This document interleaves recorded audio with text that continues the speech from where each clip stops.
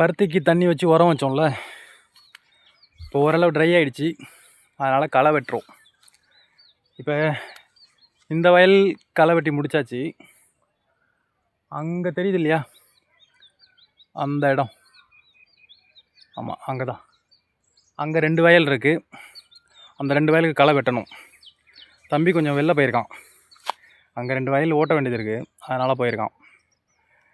இப்போ இந்த வயல் வந்து களை வெட்டியாச்சு.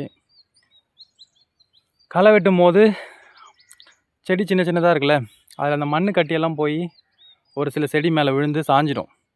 நம்ம அப்படியே விட்டோம் அப்படின்னா அப்படியே செத்து போயிடும். அந்த ஒவ்வொரு செடியாக பார்த்து எல்லா பாத்திலையும் செடி இருக்கா அப்படின்னு பார்த்துட்டு அந்த செடி சாஞ்சிருந்துச்சுன்னா அதை நிமித்தி விட்டு அது சுற்றி அந்த மண் சப்போர்ட் கொடுத்தா ஒரு 2 நாளில் அதுவே ஸ்டாண்டர்டாக நிற்க ஆரம்பிச்சிடும். இப்போ அந்த வேலை தான் பண்ணிக்கிட்டு இருக்கோம். நமக்கு களை வெட்டுற தம்பி வருவார், வந்து தான் உங்களுக்கு காமிக்கிறேன். பாய்.